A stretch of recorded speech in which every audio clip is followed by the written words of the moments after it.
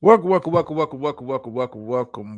your man God of Dots back with the season, NFL season wrap up, man. We're gonna kind of do a review of the NFL season, talk about some of the major storylines, give you my thoughts and opinions on where teams kind of came into the season, how the season kind of played out, and where do I see and these are just my initial thoughts, y'all. Just my initial thoughts. Don't hold me to it like that said this like no just these my initial thoughts on where these teams could be headed next season. For those who missed the Tuesday show, yeah, I'm not going to be talking about that too much. It's a Super Bowl wrap up, man. Congratulations to the Kansas City Chiefs.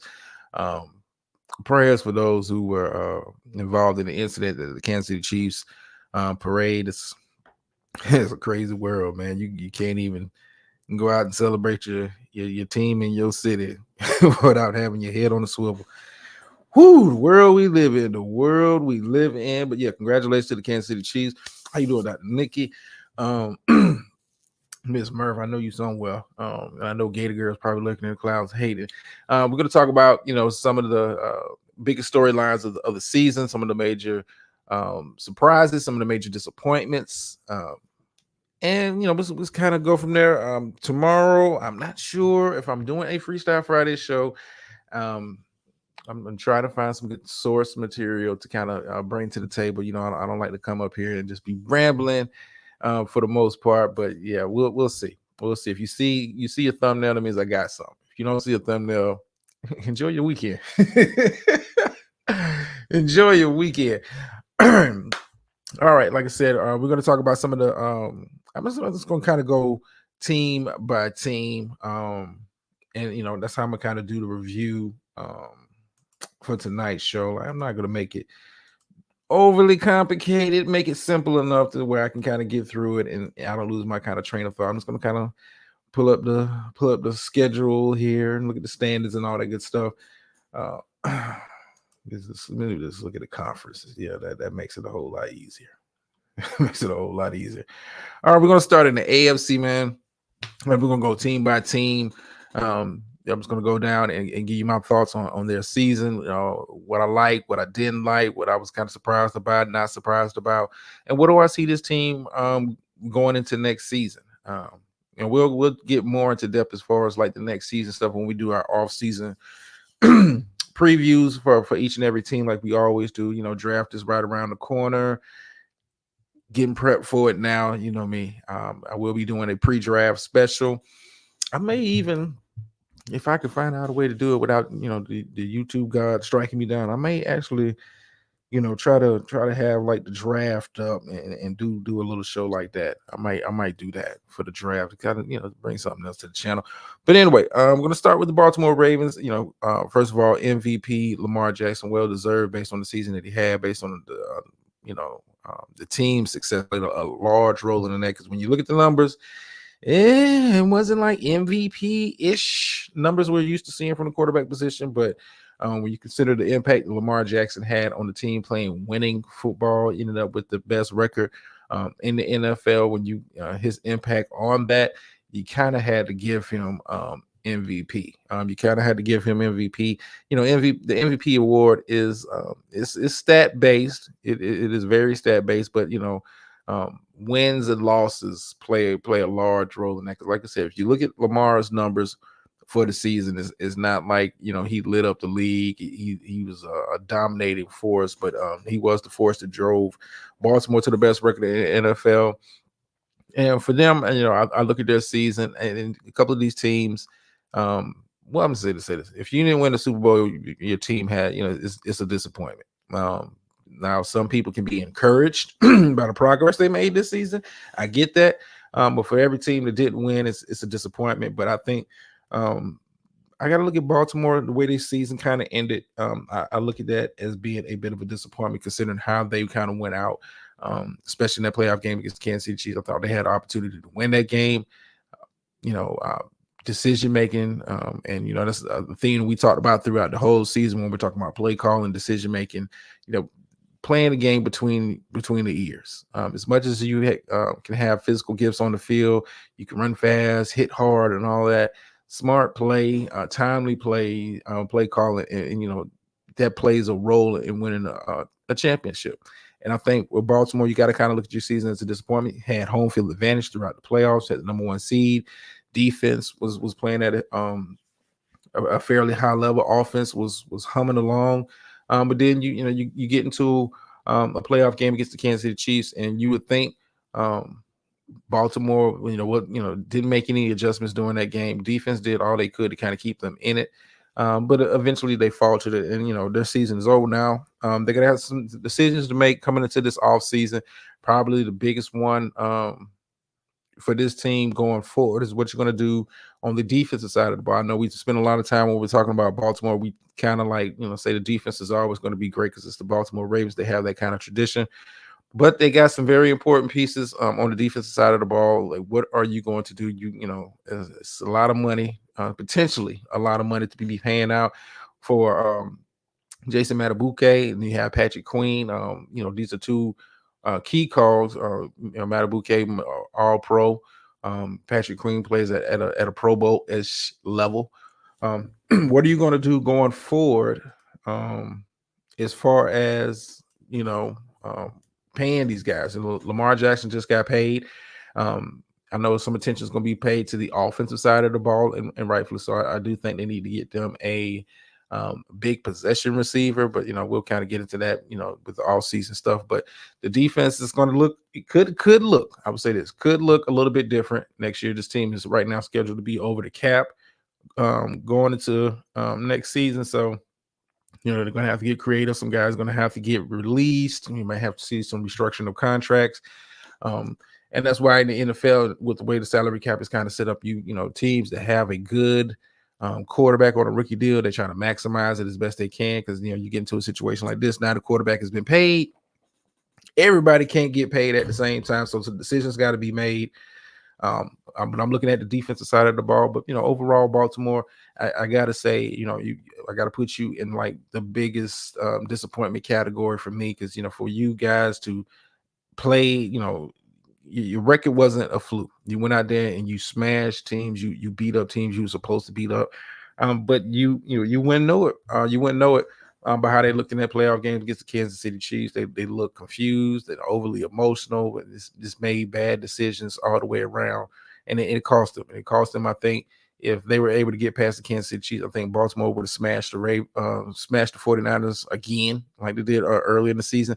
It was, but I got to look at your season as a disappointment for you not to make it to the Super Bowl, losing at home like that, having the season that you had, Lamar having the season that he had. You got to look at it as a loss. You got to look at it as a loss. You got to look at it as a disappointment. Another team I think was a disappointment for me coming into the season. I was very high on the Buffalo Bills. I thought Buffalo Bills was to me was a top 3 team, not only in the AFC, but you could have made an argument Buffalo was a top 3 team coming into the season for the entire NFL. They got off to a very rough start. They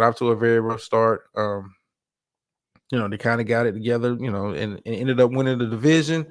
But this is another team I kind of look at. Hey, disappointing. One of the more disappointing, considering the expectations coming into the season. I think if you would have polled anybody before the season, who they had as the favorite coming into the season in the AFC, you would have had some say the Kansas City Chiefs. You would have had some say the Cincinnati Bengals.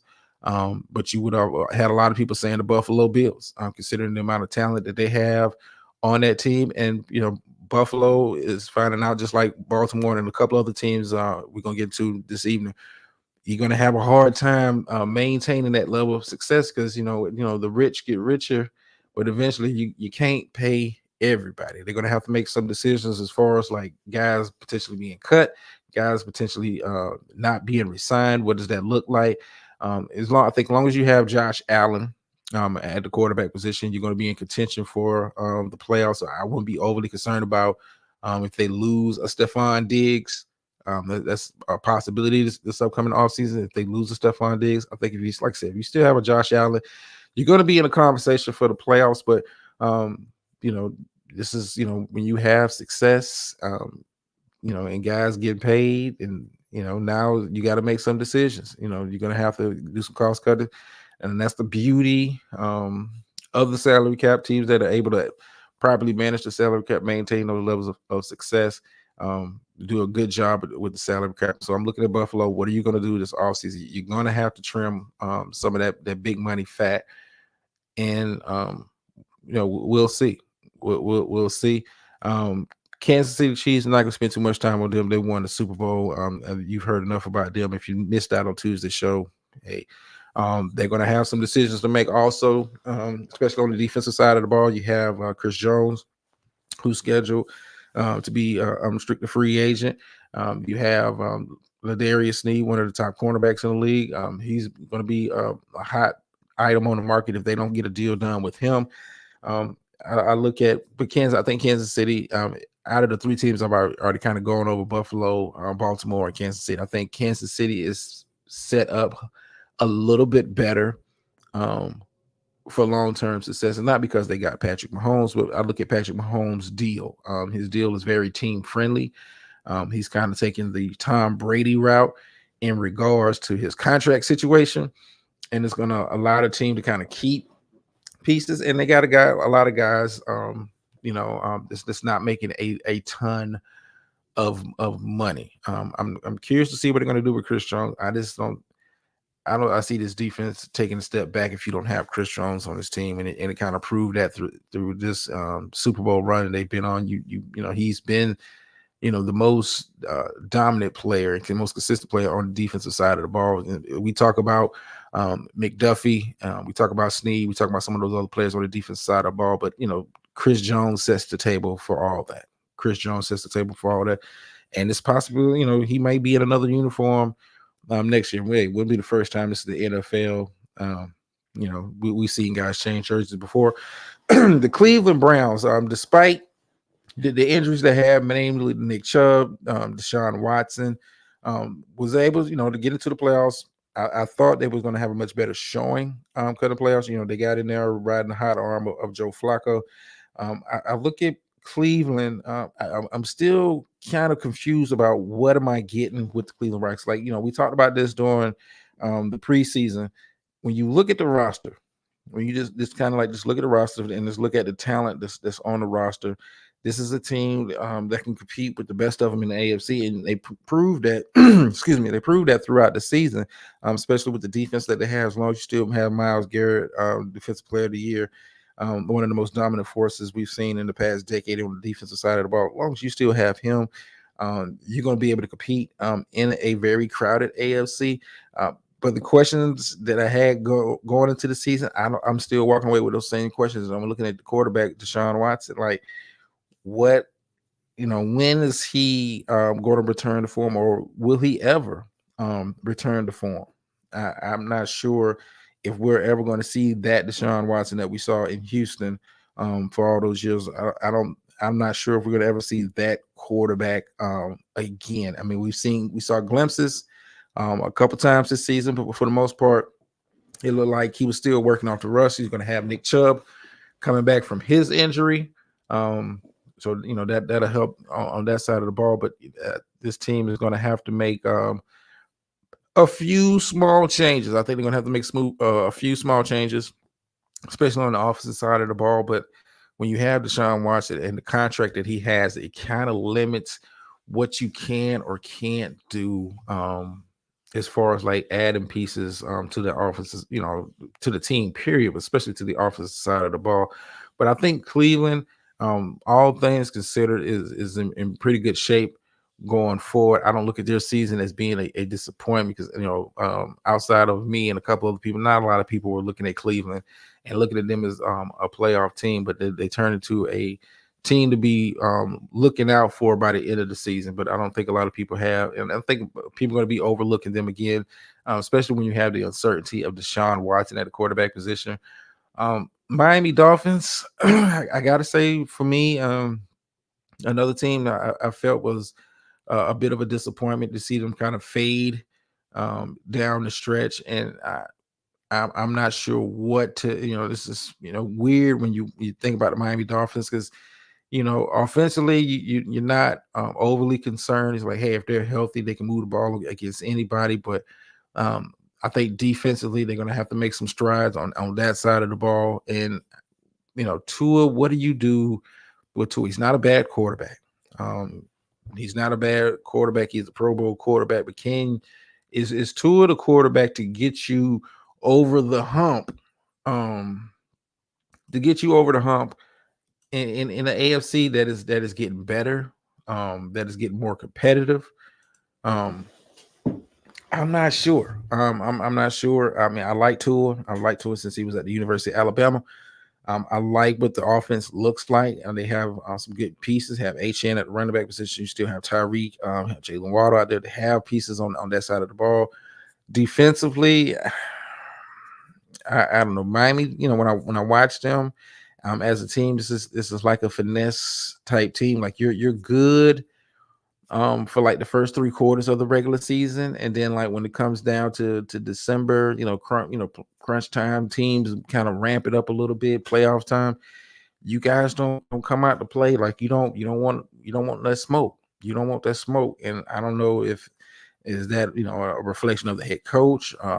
I think for me personally, I think it's a reflection of the players. Like you guys is like year after year, Miami is, for the first 3 quarters of the season, Miami is one of those teams that's competing for the best record in the NFL. We get to December and January, the guys just kind of like just fade away. Like we're good. The temperature drop. We don't want none of that. Um, I'm not sure what this team is going to look like next season. I think for me, unless they make some changes to the defensive side of the ball, you're going to get what you got this year, a team that's going to be pushing for a playoff spot. But it's not going to be going into the playoffs with any kind of confidence. Not within the organization, but outside of that, nobody's going to be confident picking the Miami Dolphins to make a deep playoff run.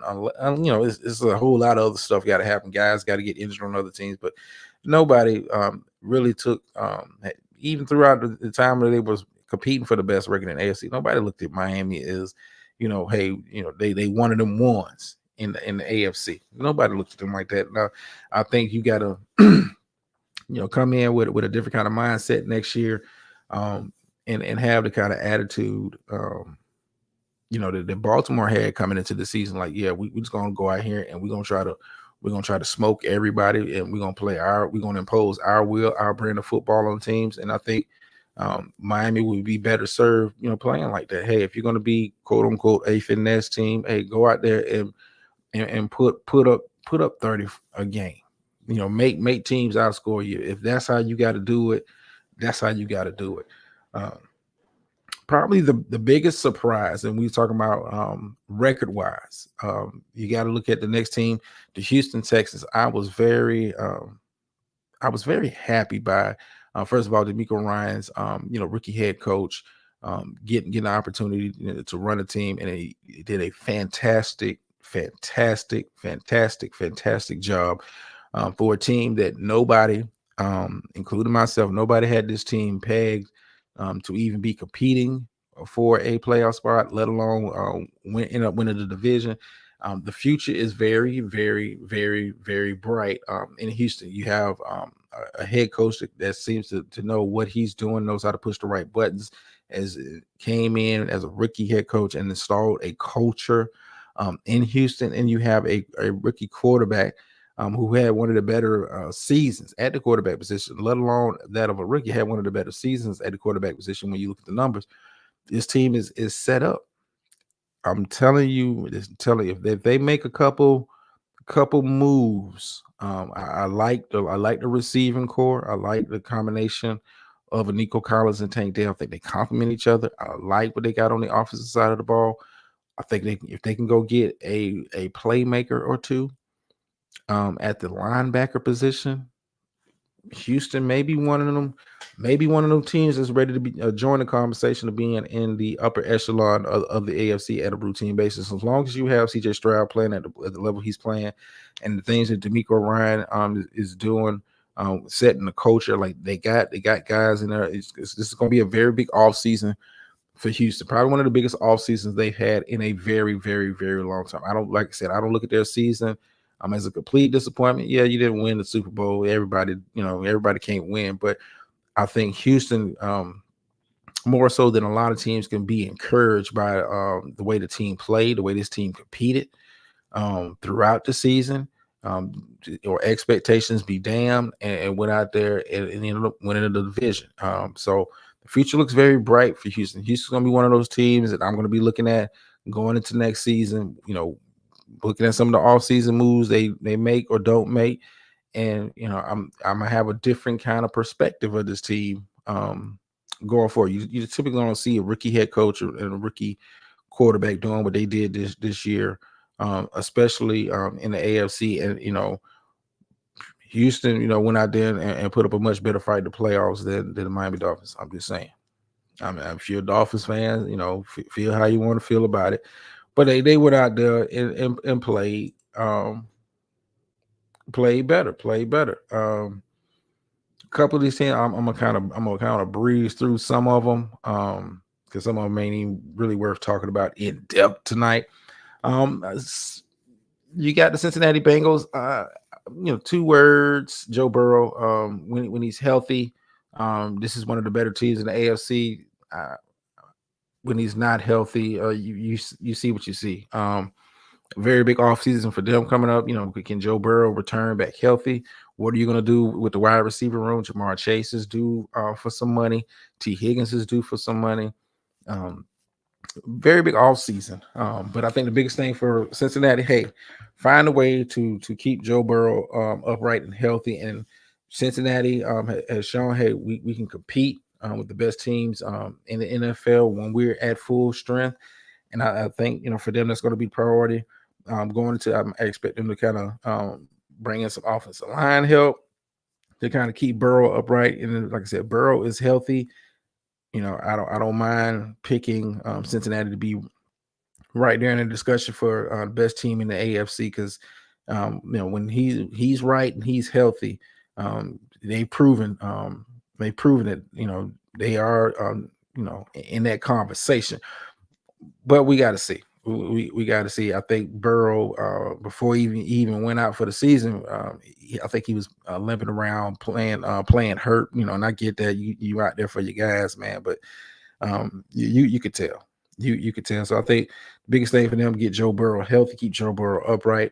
I think Joe Burrow, do what you got to do to keep Jamar Chase. I think T. Higgins is replaceable.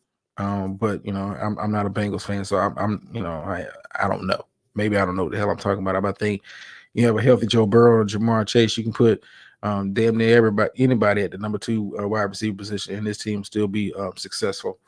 Speaking of being successful, Pittsburgh Steelers, Mike Tomlin once again doing a phenomenal job with a team that, when you look at them on paper, is not as talented as the other teams in the AFC, but he finds a way to get it done, finds a way to have a winning season when it's all said and done. Biggest question coming into next seasons for them is, what are you going to do at the quarterback position? I'm not sure. Kenny Pickett is the answer. He did look good out there. I know you changed the offensive coordinator through in the middle of the season.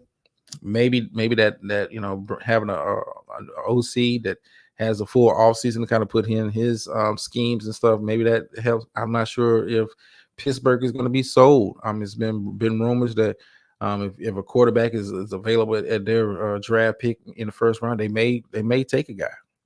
They may take a guy. I'm not against them taking a quarterback. Kenny Pickett, I thought, was going to take a step forward this season, as a starter, but it just never manifested. They've already gotten rid of Trubisky. Mason Rudolph is a free agent, but Mason Rudolph had this offense humming at a level that Kenny Pickett never did. I'm not sure if Kenny Pickett is the answer in Pittsburgh. I think that's going to be the biggest decision they're going to make. What are you going to do at the quarterback position? Do you think Kenny Pickett is the guy? This is a top heavy class coming in for quarterbacks, but this is also a pretty deep class at the quarterback position. I think if you're able to get a JJ McCarthy, maybe Michael Penix, is your guy. I'm not sure if, like I said, I'm not sure if Kenny Pickett is going to be the starter going forward. I'm not sure if he's the future at the quarterback position, and that brings a level of uncertainty. But I know with Mike Tomlin, hey, this team is going to be in the thick of it. This team is going to be competitive, and I'm looking forward to what they do. Another team that I think probably the one of the most disappointing, especially in the AFC. I'll probably say this, probably the most disappointing team in the AFC.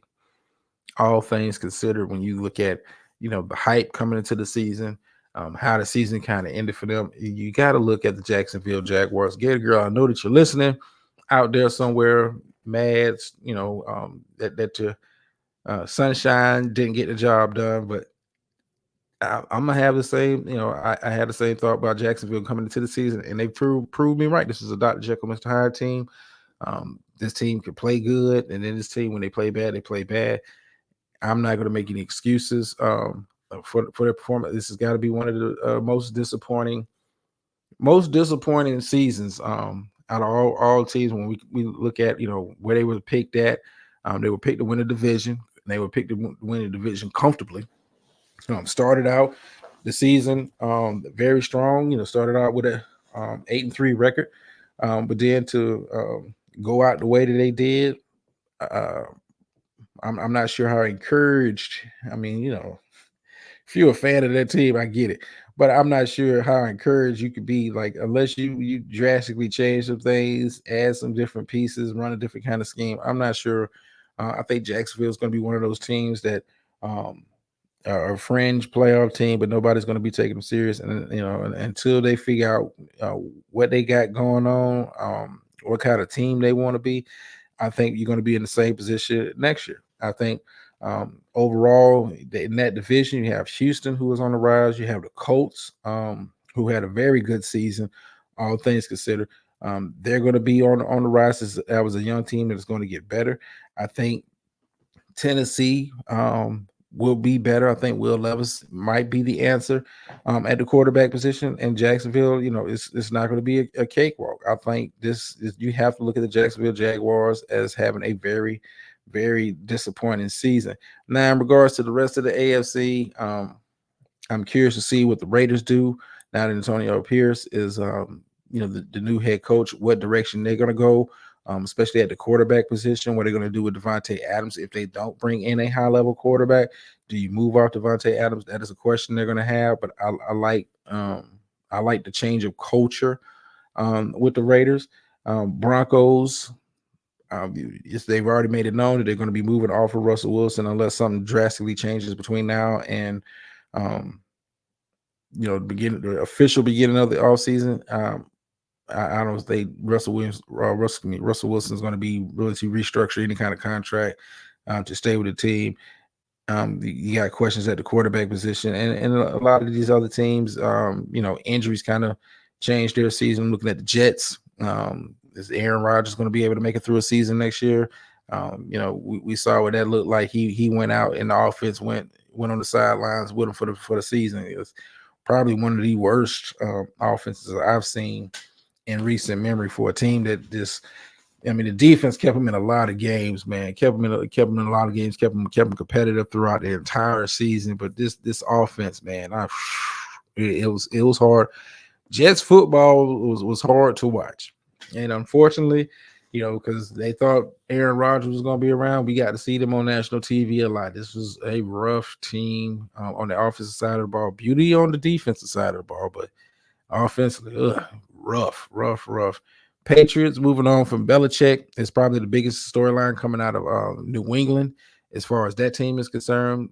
What is Mayo going to do? How does this team going to look next season? What are they going to do with the number 3 pick in the draft? Do they go quarterback? Do they do best player available? Do they trade down? I think for New England, this is my initial opinion. We'll talk about this as we get closer to the draft. If you're not going to move up and take Caleb Williams or Drake May, I think you look at the number 3 as an opportunity to trade now, stockpile draft picks in the future because you're going to need it because it ain't much talent in New England. But yeah, Bill Belichick being fired is probably the biggest storyline of the season. We all kind of saw it coming. And then we're going to kind of move on to the NFC, my favorite conference, because my team is in there. I'm just going to start with the biggest disappointment, I think. And I know you're listening, Miss Murphy. This is probably the biggest disappointment of the season for me, just as an observer. And this is not me being a hater. This is not me being a hater. Philadelphia Eagles have got to be the most disappointing team from this past season. Got to be the most disappointing team of the entire season. When you consider at one point this season, they had the best record in the NFL at 10-1. And you had people like me who would have to get up here and do these shows and would tell you, yeah, they won, but it's something not right, something not right, something not right, something not right. And for those Eagles fans who are true in themselves, and they understood what I was talking about, and you had those Eagles fans that I was encountering on social media who were like, you're just a hater, you're just a hater, like you're not seeing what I'm seeing. This has got to be the most disappointing team of the entire season. I know other teams had, and we'll talk about my Cowboys because they was a bit of a disappointment too. But when I look at the Philadelphia Eagles coming off of a Super Bowl, having a quarterback who was in the conversation, seriously in the conversation last season, to win the MVP. Now you come into this season, you lose both of your coordinators. Hey, that's what happens when you have success. You lose your coordinators. They go on to get head coaching positions. They go on to other places. That is the cost of success. But I told people throughout the entire season, something's wrong with this team. Something is wrong with this team. Something is wrong with this team. And lo and behold, it took until after they was 10-1. Eagles fans were flying high, and you couldn't tell them anything. They was the best team in the NFL. And for this team to crash and burn in the fashion that they did, this getting destroyed, coming down the back end. This team, when you watch them the last month of especially the last month of the season, when you watch this team it looked like a team that did not want to be out there, that did not want to play, did not look ready to play. And we've seen, like, even with the season being over, it's still chaos surrounding this team. You would think, the Philadelphia Eagles would be one of the more stable franchises. But now you've got to make some decisions. You've got to make some decisions on what you're going to do at key positions on this team. Do you stick with Darius Slay? Do you cut him? Do you where do you go? You got some young pieces on the defensive side of the ball, but them guys can't stay healthy. And then when they are healthy, they're not making the impact you thought they were going to make. Anybody seen Jalen Carter? Anybody seen Jalen Carter? And that was, I could spend all day talking about, but I look at the Eagles as probably the most disappointing team of this season. To start the way that they started, coming off the season that they had, you took care of Jalen Hurts. You bring in some pieces on the defensive side of the ball. You bring in a DeAndre Swift to replace Miles Sanders. But I talked about it all season. Play call. I think Sirianni, if you guys don't make a deep playoff run next year, Philadelphia Eagles fans may be calling for your head. I'm just saying. Speaking of disappointment, I got to talk about. I got to talk about my Dallas Cowboys. Is one of the more disappointing teams. Not on the level of Philadelphia, but one of the more disappointing exits. I would say that one of the most disappointing exits. I knew the flaws of my team, but to see my team go out in the fashion that they went out in a home playoff game, and I told I'm a Cowboys fan through and through. We still them boys, but I told you guys, if you listen to the show, I told you, I said the Packers worried me because of how they're able to game plan on the offensive side of the ball. I told you, I said that they worried me. They worried me, and that led to Dan Quinn moving on, becoming the head coach of the Washington Commanders. Good luck to him. I do like the hire of Mike Zimmer. We'll get into that more. We talk about the offseason, but when you look at having a home game, you're at home. You're going against the youngest team roster wise in the NFL this season, even younger than what they got in Houston. We're talking about the Green Bay Packers. to go out in the fashion that you did in a home game when um, you when stuff was kind of it's if Philadelphia season as far as disappointment was a 10, I'm gonna say my boys when it's all said and done, I got to put them at a 9. I gotta put them at a 9. I knew the flaws of this team, but the performance, some of the performance. One thing to go out there and play like Philadelphia, we don't want to be here. I can't take that kind of effort before a team to kind of look lost for stretches of a game in certain games, like my Cowboys did. Totally unacceptable. Totally unacceptable. But hey, I'm used to it as a Cowboys fan. I've learned to be honest and real about my team. Like I said, if Philly's a 10, we a 9. If Philly's a 10, we a 9. San Francisco 49ers, made a run to the Super Bowl, came up short. They've already kind of started the blame game in San Francisco. You had players talking about, hey, we didn't know the overtime rules. They just recently this week got rid of defensive coordinator Steve Wilks. Why, I don't know. That was probably one of the more confusing dismissals I've seen. You just got a team to the Super Bowl, and as good as the offense can play, San Francisco's defense is what got you to the dance. For you to fire the defensive coordinator after, even after, like it's not like Kansas City went up and down the field in that Super Bowl. San Francisco defense. If I had to look at who's to blame more for their loss in the Super Bowl, I got to look at the offensive side of the ball. Defensively, they did a good job, all things considered. All things considered, they held Travis Kelce in check in the first half, held Kansas City to 3. It wasn't like Kansas City was touchdown, touchdown, touchdown. I don't see how you fire the defensive coordinator after the season that you had. And that is like so confusing. You just don't see that. You don't see that kind of move being made that abruptly. Now I think it's been reported that Steve Wilks and Kyle Shanahan. It was some disputes throughout the season as far as like the play calling on the defensive side of the ball. Maybe it was an internal power struggle, but I just don't. I think San Francisco with unless you can find a Steve Wilks type guy, I think the defense takes a step back, and San Francisco will be right in the thick of things in the NFC next year. But defensively, I think you take a step back.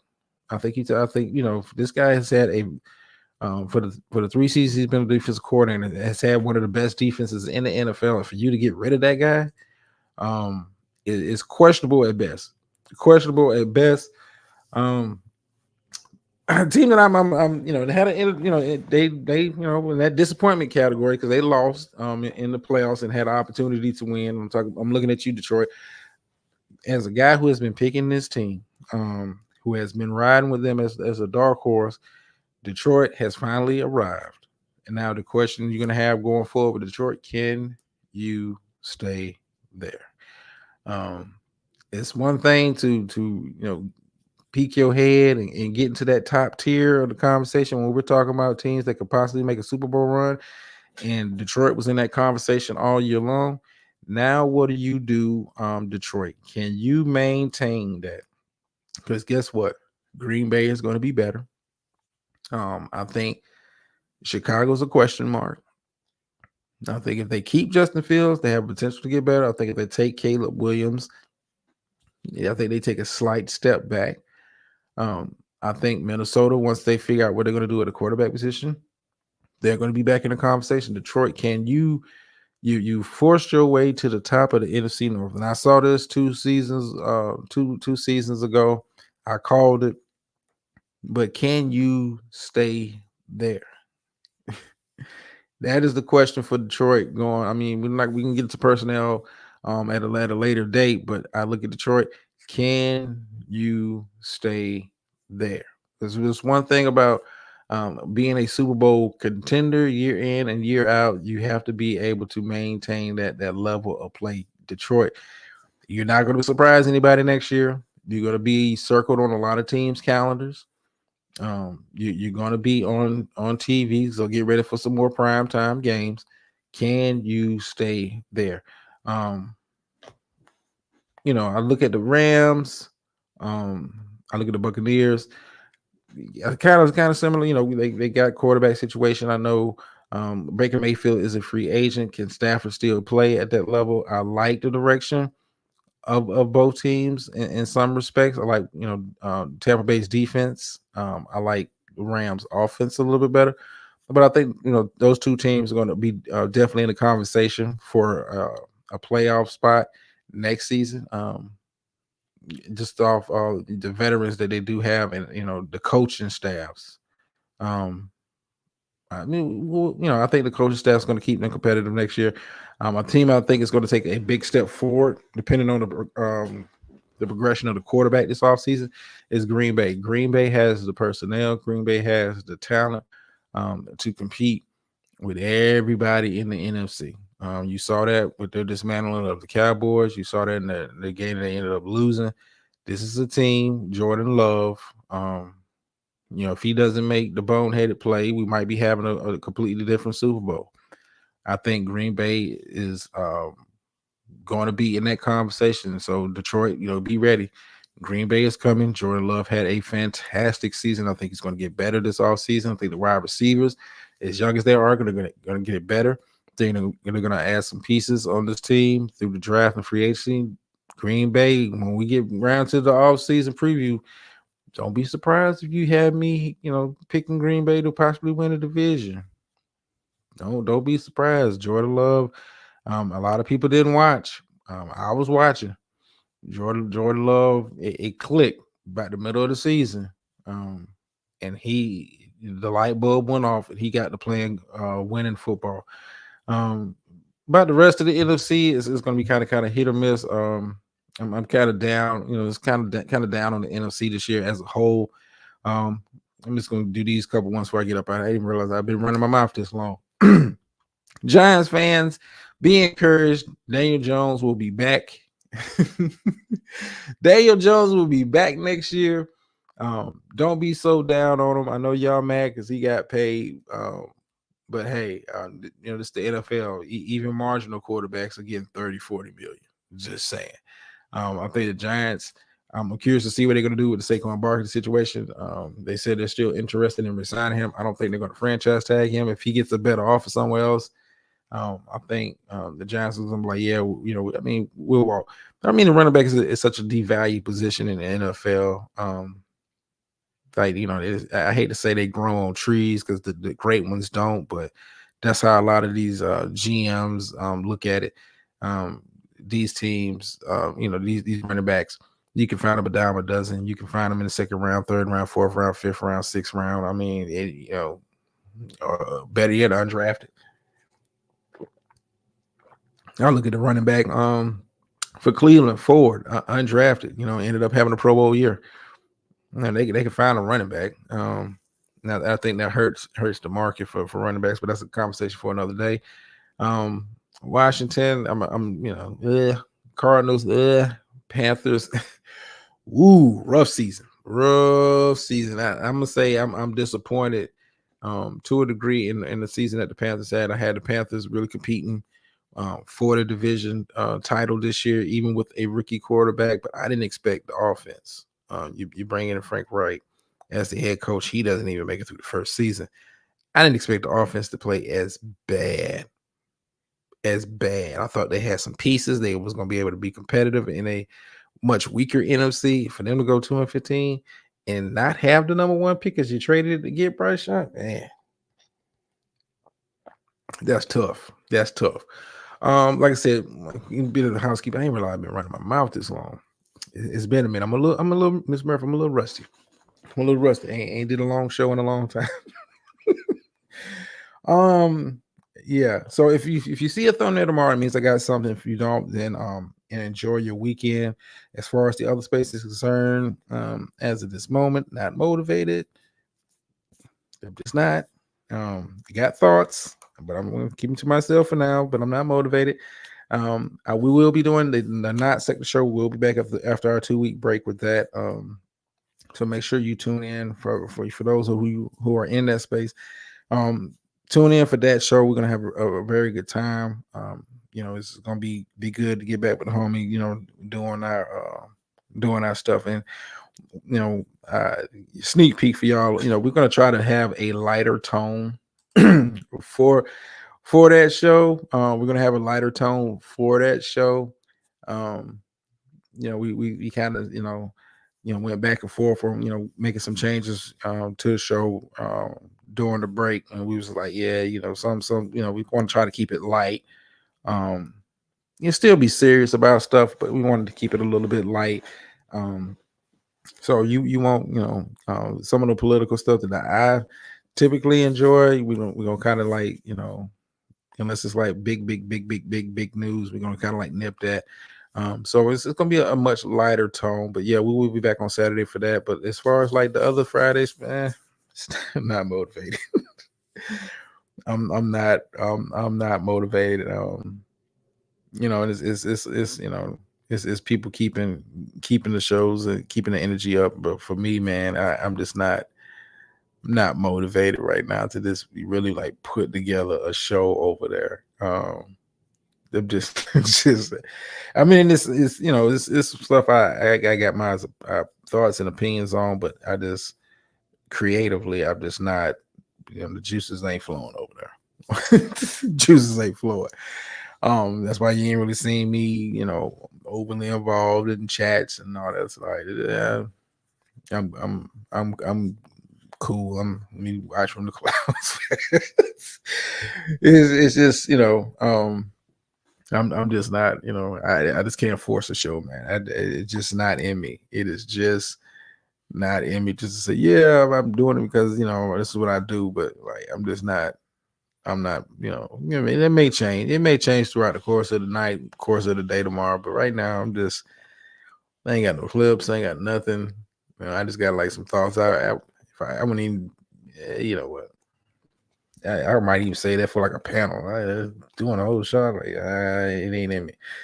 But anyway, let me get my behind up out of here. Like I said, if you see a thunder tomorrow over here, we'll be doing a Freestyle Friday. I'm trying to find some good subject material for that show. I do enjoy the Freestyle Friday shows that we have over here. It's very thought-provoking conversation, very worthwhile conversation. We'll be doing that. But as far, matter of fact, think about it. I need to get back to doing my kickback shows over there. Let me find some time to do those. I miss doing it because it was just like Not Sector. Yeah, I might do that. I might start doing the kickback shows.